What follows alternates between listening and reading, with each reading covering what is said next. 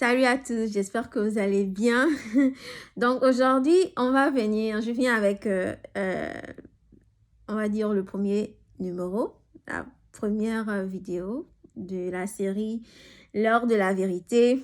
Et comme je le disais, la question posée est la suivante.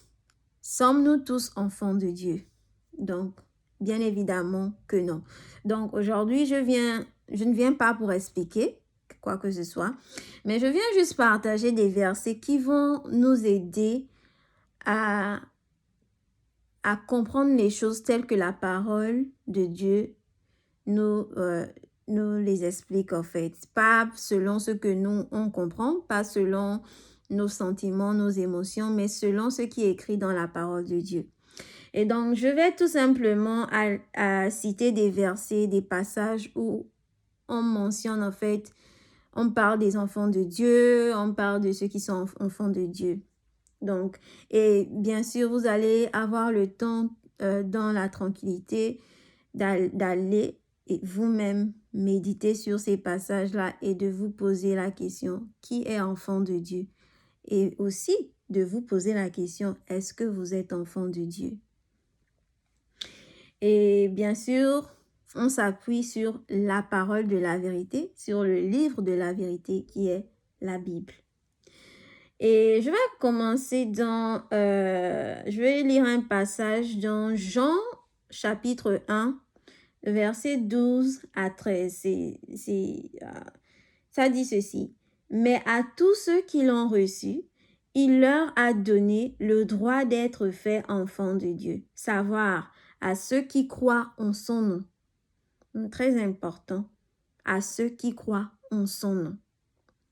Verset 13 dit, qui ne sont point nés du sang, ni de la volonté de la chair, ni de la volonté de l'homme, mais qui sont nés de Dieu.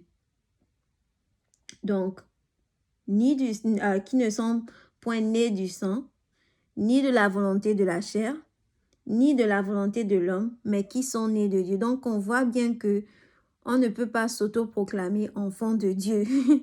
C'est Dieu lui-même qui fait de nous ses enfants.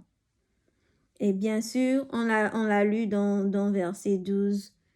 Tous ceux qui ont reçu Jésus, parce qu'il s'agit de Jésus, il va falloir que vous allez relire Jean chapitre 1 depuis le début et vous allez comprendre qu'il s'agit de Jésus en fait. Donc, ça c'est le premier, c'est l'un des versets où on nous parle des enfants de Dieu. Bon, ces deux versets-là, Jean chapitre 1, versets 12 à 13. Et ensuite, on va aller dans Romains chapitre 8, verset 14, qui dit ceci. Car tous ceux qui sont conduits par l'Esprit de Dieu sont enfants de Dieu. Tous ceux qui sont conduits par l'Esprit de Dieu sont enfants de Dieu. Donc là encore, il y a une autre question qui va se poser. Est-ce que tu es conduit par l'Esprit de Dieu? Point d'interrogation. Et bien sûr, je vous invite à aller lire entièrement le chapitre. C'est vrai que je donne des versets, mais c'est encore mieux de prendre le temps d'aller lire le chapitre tout entier pour vraiment situer les choses dans leur contexte et aussi pour mieux comprendre de quoi il s'agissait ici. Mais je donne juste des passages comme ça parce que c'est important quand on lit la parole de Dieu. Il ne faut pas seulement s'arrêter à un passage. Il faut vraiment avoir la totalité en fait du conseil de Dieu. Il faut aller dans les passages où c'est mentionné pour voir un peu qu'est-ce que ça t'apprend en fait. Parce que si on s'appuie juste sur un passage et on n'a pas lu l'autre passage, on peut avoir un déséquilibre en fait dans la compréhension de la parole ou bien dans la compréhension de ce que le Seigneur veut enseigner au travers les Écritures, au travers l'Évangile. Donc, ok, donc, il y a beaucoup de passages où on parle de ça, mais je vais juste citer quelques-uns. Voilà.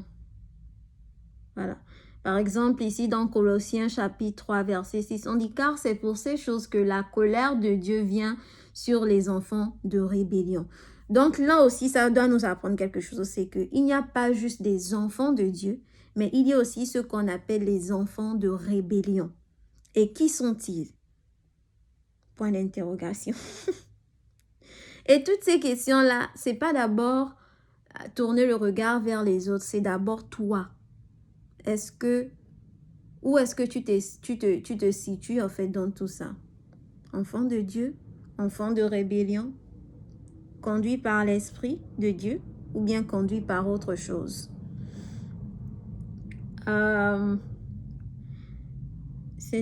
Ok.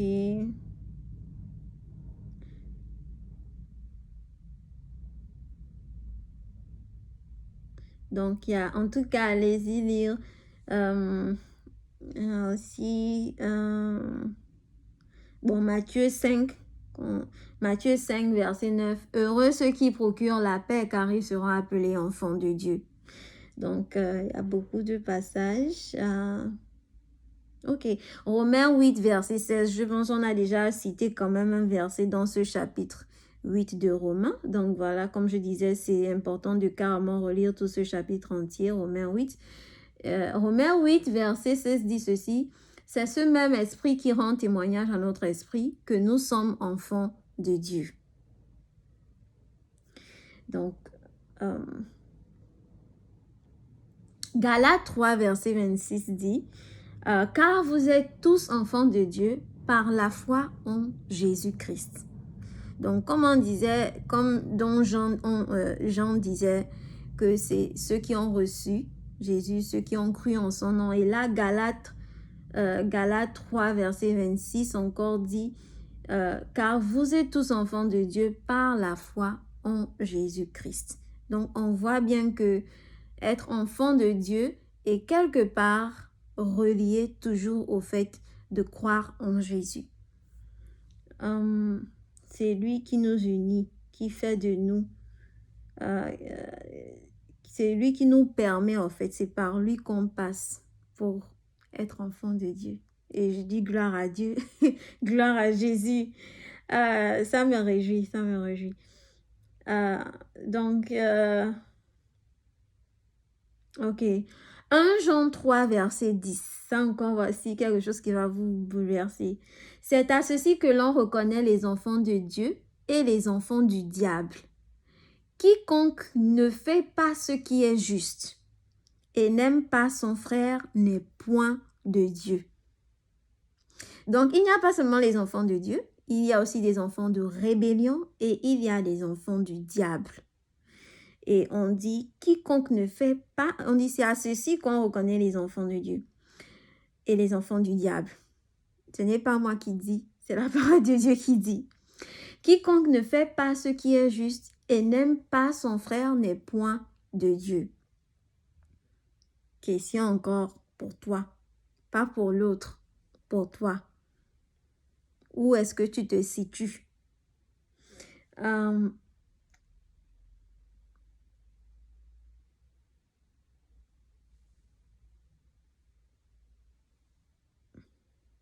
Voilà.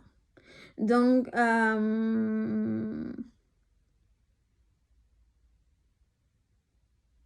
il y en a plein. Et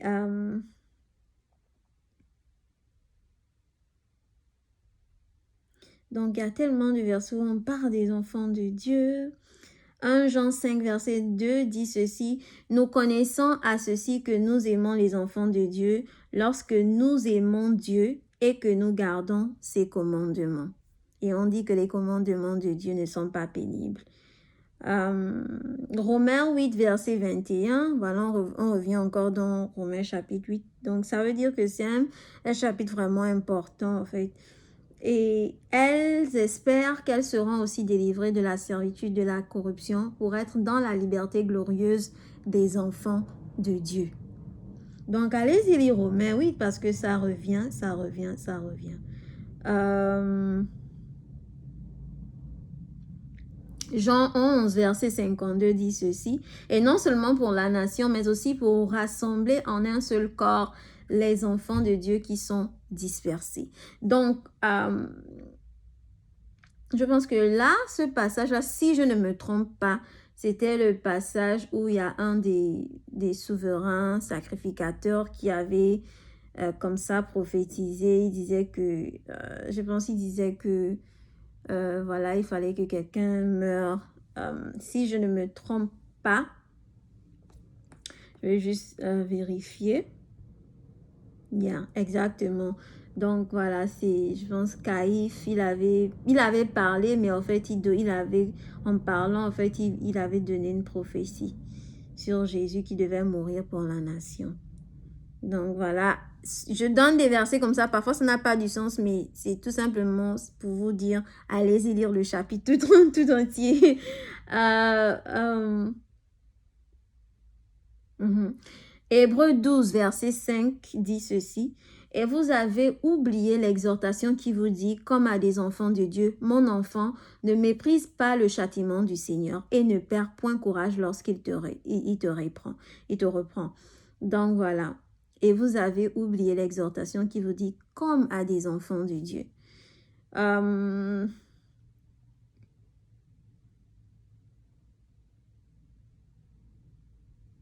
Ok, Philippiens 2, verset 15. Afin que vous soyez sans reproche, sans tache, enfants de Dieu, irrépréhensibles au milieu de la race dépravée et perverse, parmi laquelle vous brillez comme des flambeaux dans le monde, y portant la parole de vie.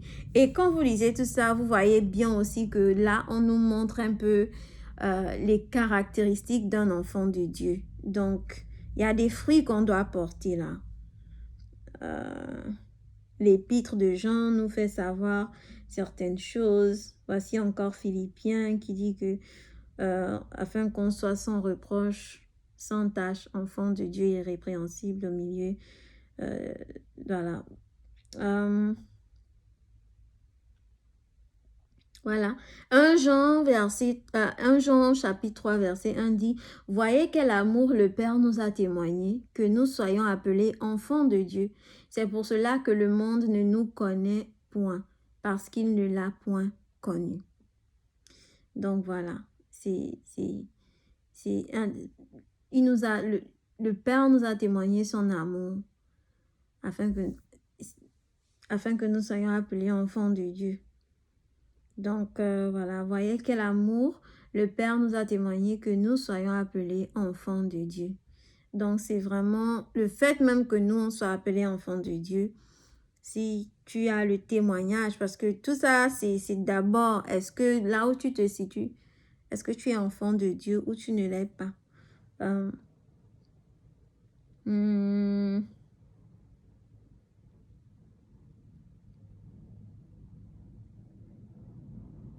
Éphésiens 5, verset 1 dit, soyez donc les imitateurs de Dieu comme ses enfants bien-aimés. Donc, donc ça aussi, ça nous apprend que les enfants bien-aimés de Dieu sont imitateurs de Dieu. Euh,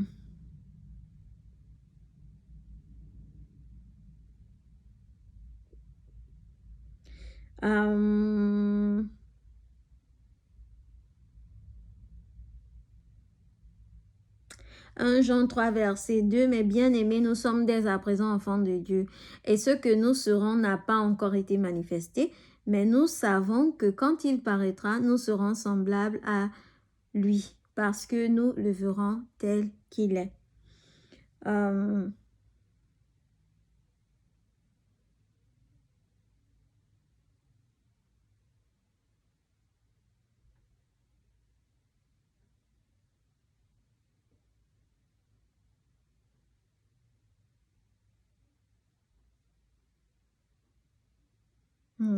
Donc, il y a Éphésiens 5, 6 qui dit ceci, que personne ne vous séduise par de vains discours, car c'est à cause de ces choses-là que la colère de Dieu vient sur les enfants rebelles. Donc, on a parlé des enfants de rébellion. On a parlé quand même de ça. Donc, où est-ce que tu te situes? Enfant de Dieu, enfant de rébellion, enfant du diable? Oui, il y en a.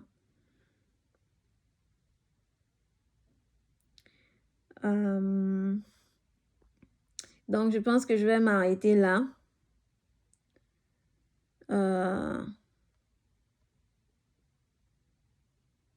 Ok, ok. Euh, je vais m'arrêter là parce que quand même, je voulais pas que ça soit trop long comme ça.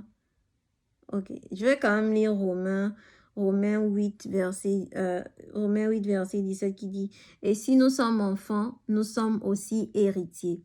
Héritiers, dis-je, de Dieu et co-héritiers de Christ. Si toutefois nous souffrons avec lui, afin que nous soyons aussi glorifiés avec lui. » Donc, je vais m'arrêter là et il faut savoir que le fait d'être enfant de Dieu, c'est important. On peut pas seulement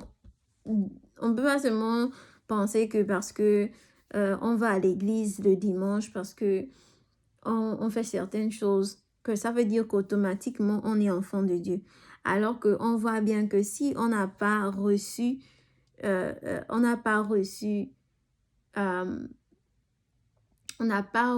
le Saint-Esprit. Parce que c'est ça qui marque en fait, c'est ça qui vient sceller. On est de nouveau, c'est la nouvelle naissance. C'est pourquoi on peut pas séparer en fait, on peut pas séparer ça de la parole de Dieu. On peut pas seulement dire, bon voilà, je crois. Et puis, comme Jacques pouvait dire en fait que les démons aussi croient. Les démons aussi croient. Même les démons, ils croyaient. Et quand ils voyaient Jésus, ils disaient, oh, qu'est-ce que tu viens faire? Ils croyaient. Mais en fait, est-ce que c'est juste une expérience que tu as eue? Est-ce que tu as été convaincu? Parce que quand même, quand l'Esprit de Dieu vient en nous, il opère quelque chose. Il opère un changement en nous. Et tu commences à marcher dans les voies du Seigneur. Mais tu ne peux pas seulement dire je suis enfant de Dieu, bien comme on entend ici et là, tu es enfant de Dieu, tu es enfant de Dieu. Mais où sont les fruits en fait que toi tu es enfant de Dieu? Parce que on nous a pas demandé de regarder autre chose, on nous a pas demandé d'ouvrir les cœurs des gens, mais on a quand même la parole qui nous dit que par les fruits. On a quand même la parole qui nous dit que tous ceux qui sont conduits par l'Esprit de Dieu sont enfants de Dieu. Donc, qu'est-ce qui te conduit? Est-ce que tu manifestes des fruits qui sont des fruits qui ne sont pas des fruits de justice et tu nous demandes de croire que tu es enfant de Dieu? C'est pas possible parce que la parole est claire. Ça, on n'a pas besoin de... C'est vrai qu'on va pas aller chercher à savoir qui est sauvé, qui non, nous, on ne sait pas ça. Mais déjà, ce qu'on connaît, c'est que les enfants de Dieu, ils sont conduits par l'Esprit de Dieu. Les enfants de Dieu, ils ont les fruits. Ils sont comme leur Père Céleste. Donc, je crois que je vais m'arrêter là. Je vais m'arrêter là.